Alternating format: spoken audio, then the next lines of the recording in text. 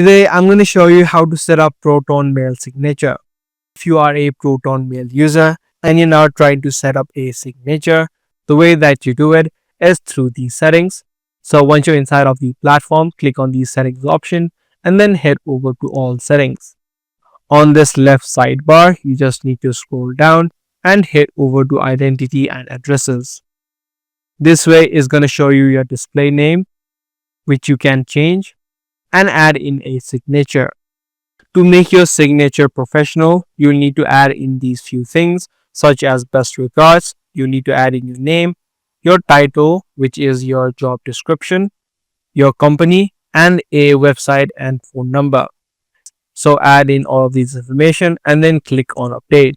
You can also change a few other settings on the bottom. So take a look at all of these and customize it however you want it. Once you click on update, if you head back and click on new message, this footer or this signature will be automatically added in. So that is the way that you add in your professional signature inside of Proton Mail. If this guide video was helpful, be sure to subscribe and also give this video a thumbs up. I'll see you in the next video. Thank you for watching.